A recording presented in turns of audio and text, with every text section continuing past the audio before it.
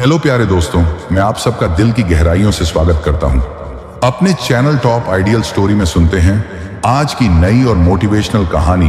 बहुत समय पहले की बात है। एक गांव में रामनाथ नाम का एक गरीब मजदूर रहता था। रामनाथ अपनी पत्नी और एक बेटे के साथ बहुत ही साधारण जीवन जीता था। उसके बेटे का नाम वीरू था। वीरू बहुत ही मेहनती और होशियार लड़का था। वह स्कूल में पढ़ाई करता था। रामनाथ किसी तरह मेहनत मजदूरी करके अपने बेटे को पढ़ा रहा था। समय इसी तरह गुजरता गया। एक दिन की बात है, जब रामनाथ मजदूरी करके घर लौट रहा था, तभी अचानक तेज बारिश और आंधी शुरू हो गई। बारिश और आंधी से बचने के लिए रामनाथ एक बड़े पेड़ के नीचे रुक गया। जैसे ही बारिश थोड़ी धीमी हुई, एक जंगली सूअर तेजी से दौड़ता हुआ आया और रामनाथ को जोर से टक्कर मारकर घायल कर दिया। रामनाथ बेहोश होकर जमीन पर गिर पड़ा और सूअर वहां से भाग गया। इधर घर पर रामनाथ की पत्नी और बेटा वीरू उसका इंतजार कर रहे थे। जब रात काफी देर हो गई और रामनाथ घर नहीं लौटा, तो वीरू चिंतित हो गया। उसकी मां ने कहा, बेटा ध्यान से जाना और अपने पिताजी को जल्दी लेकर आना। वीरू अपने पिता को ढूंढने के लिए निकला। रास्ते में उसने देखा कि उसके पिता घायल अवस्था में पड़े हैं। वीरू उन्हें कंधे पर उठाकर घर ले आया। रामनाथ के शरीर से खून बह रहा था। माथे पर चोट थी और कई जगह घाव थे।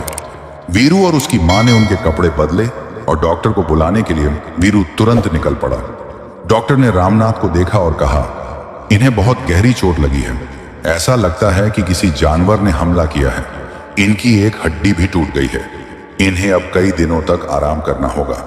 डॉक्टर की बात सुनकर वीरू बोला, कोई बात नहीं डायरेक्टर साहब, मैं अपने पिताजी को काम पर नहीं जाने दूंगा।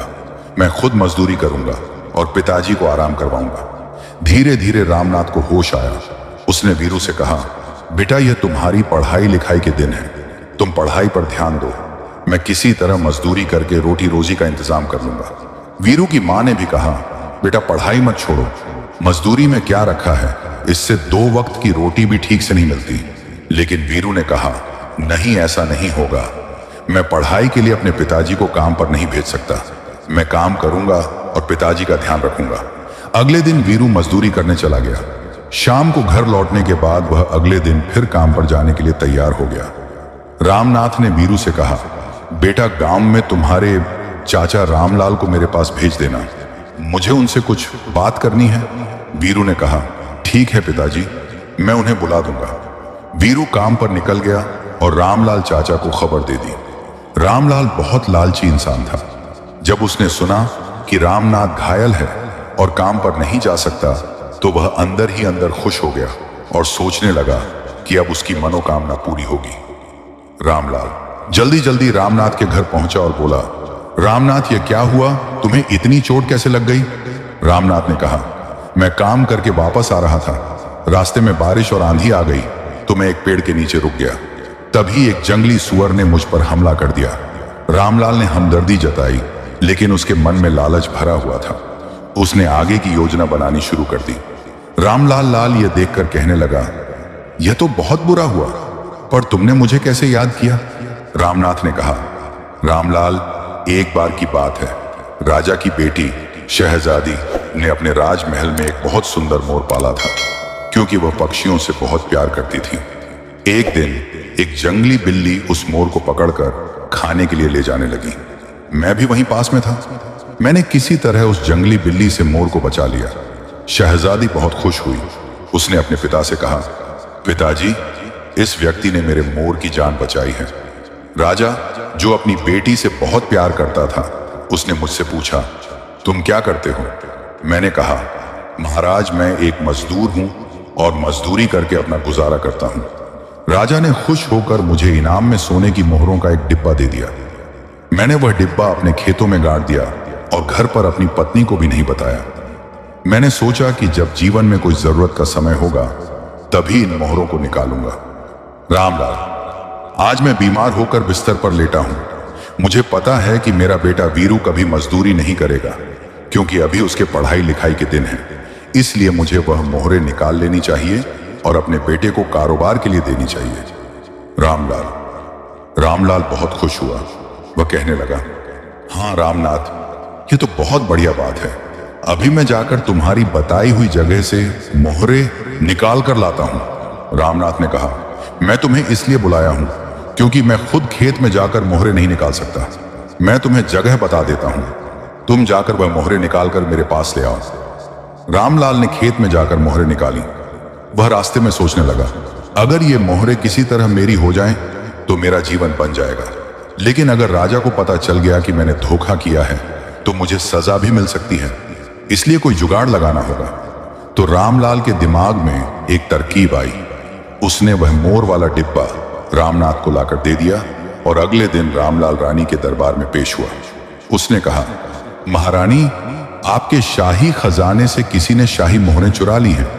मैंने उस आदमी को मोहरें गिनते हुए देखा है। रानी ने पूछा, वो कौन है जिसने शाही मोहरें चुराने की कोशिश की है? रामलाल बोला, महारानी, रामनाथ नाम का एक मजदूर है, उसके पास आपकी शाही मोहरों का डिब्बा है। रानी ने अपने सिपाहियों को रामनाथ के घर की तलाशी लेने का आदेश दिया। जब सिपाहियों ने तलाशी ली तो वह डिब्बा रामनाथ के घर से बरामद हो गया। रामनाथ ने सफाई दी, ये मोहरें राजा ने मुझे इनाम के तौर पर दी थी क्योंकि इन पर राज की मोहर लगी हुई है।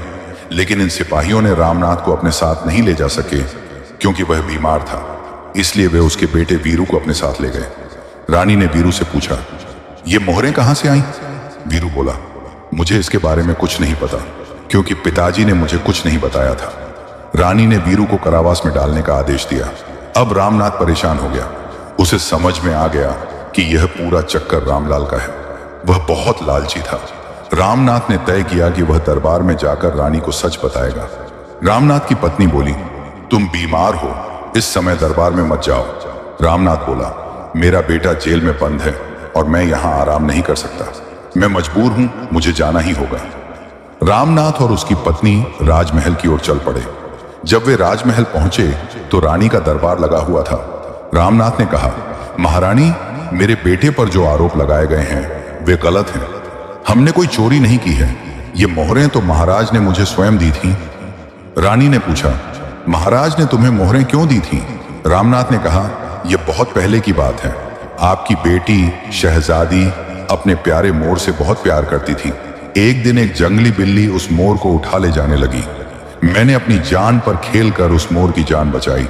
शहजादी ने यह बात महाराज को बताई तो महाराज ने खुश होकर मुझे इनाम में ये मोहरें दी थी। रामनाथ ने आगे कहा, मैंने वह मोहर वाला डिब्बा अपने खेत में रख दिया था ताकि जब भी मेरे जीवन में कोई खास जरूरत होगी तो मैं उसका उपयोग कर सकूं। लेकिन मुझे क्या पता था कि ये मोहरें मेरे बेटे के लिए मुसीबत बन जाएंगी। रानी ने कहा, तुम्हारे पास इस बात का कोई प्रमाण है? रामनाथ कहने लगा कि महाराज तो स्वर्गवास हो चुके हैं, लेकिन इस बात के गवाह मंत्री जी हैं। उनके सामने ही महाराज ने मुझे यह मोहरों का डिब्बा दिया था। रानी ने तुरंत मंत्री को बुलाया। मंत्री जी ने आते ही कहा, महारानी, ये आदमी सच्चा है। ये एक ईमानदार और नेक इंसान है जिसने अपनी जान पर खेलकर शहजादी के मोर को बचाया था। इसी कारण महाराज ने इसे मोहरों का एक डिब्बा दिया था। रानी कहने लगी, मुझसे बहुत बड़ी गलती हो गई। मैंने तो इसके बेटे को सजा दे दी है। रानी ने तुरंत सिपाहियों को आदेश दिया, जल्दी से इसके बेटे को कारावास से निकालकर यहां लाओ और उस रामलाल को भी ले आओ जिसने झूठा इल्जाम लगाया है। सिपाहियों ने वीरू को कारावास से निकालकर दरबार में पेश किया और रामलाल को भी उसके घर से पकड़ कर ले आए। रानी ने रामलाल से कहा, तुम इतने गिर गए कि अपने ही दोस्त के बेटे को फंसाने की कोशिश की। तुम्हें इससे क्या फायदा होने वाला था? रामलाल रोने लगा और बोला, महारानी, मुझे माफ कर दीजिए। मैंने ईर्ष्या के कारण यह सब किया। मैं भी वह मोहरें पाना चाहता था, लेकिन मुझे वह मिल नहीं सकती थी। इसलिए मैंने सोचा कि अगर वह मोहरें मेरी नहीं हो सकती तो रामनाथ के बेटे को भी न मिले। मुझसे बहुत बड़ी गलती हो गई, कृपया माफ कर दीजिए। रानी ने गुस्से में कहा, गलती तो हो चुकी है, अब माफी नहीं मिलेगी। उन्होंने सिपाहियों को आदेश दिया कि रामलाल को जेल में डाल दिया जाए। सिपाहियों ने उसे जेल भेज दिया। रानी ने रामनाथ के बेटे वीरू को मोहरों का डिब्बा और अपनी ओर से कुछ इनाम भी दिए। धीरे धीरे रामनाथ का स्वास्थ्य ठीक होने लगा। रामनाथ ने अपने बेटे से कहा, बेटा, इन मोहरों से कुछ जमीन वगैरह खरीद लो और अपना कारोबार शुरू करो। वीरू ने वैसा ही किया। उसने जमीन खरीदी और धीरे धीरे अपनी संपत्ति बढ़ाने लगा। वह और भी जमीन खरीदने लगा। वीरू ने गांव के गरीब और बेरोजगार लोगों को अपने खेतों में काम देना शुरू किया। इससे गांव की स्थिति सुधरने लगी। सभी लोग वीरू को पसंद करने लगे। एक दिन वीरू की मां ने कहा, बेटा अब तुम शादी कर लो और घर में बहू ले आओ। मैं बूढ़ी हो चुकी हूं, अब घर का काम नहीं संभलता। वीरू बोला, मैं शादी जरूर करूंगा, लेकिन एक लड़की है जिसे मैं कल लेकर आऊंगा। अगले दिन वीरू एक लड़की को लेकर आया जो जंगल में झोपड़ी बनाकर रहती थी और दोनों आंखों से देख नहीं सकती थी। वीरू ने अपने माता पिता को उसके बारे में बताया। वीरू की मां बोली, बेटा इसकी तो आंखें नहीं हैं, ये तुम्हारी बहू कैसे बनेगी? वीरू ने कहा, मां ये लड़की बचपन में मेरे साथ पढ़ती थी। जब हमारे घर में खाने को रोटी नहीं होती थी तब ये अपने घर से मेरे लिए रोटियां लाती थी। मेरे स्कूल के कामों में भी मेरी मदद करती थी। लेकिन इसके पिता की मृत्यु के बाद इसकी सौतेली मां ने इसके सिर पर वार किया, जिससे इसकी आंखों की रोशनी चली गई। जब यह मुसीबत में मेरा साथ दे सकती थी तो अब मुझे भी इसका साथ देना है। वीरू की मां ने कहा, बेटा यह तो बहुत अच्छी बात है, अगर तुम खुश हो तो हम भी खुश हैं।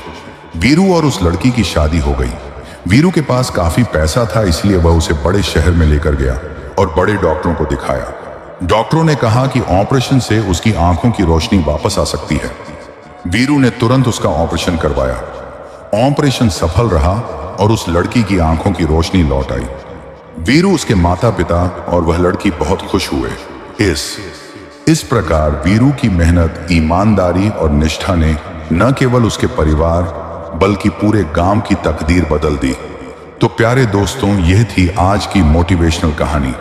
अगर आज की यह कहानी आपको पसंद आई हो तो कमेंट बॉक्स में एक प्यारा सा कमेंट करके जरूर बताना और इस कहानी को अपने दोस्तों और रिश्तेदारों के साथ शेयर जरूर करना और मेरे चैनल को सब्सक्राइब भी कर देना ताकि आने वाली नई कहानी का नोटिफिकेशन सबसे पहले आपको मिल सके। हमेशा अच्छा सोचो, अच्छा करो और खुश रहो। वंदे मातरम, जय भारत, धन्यवाद।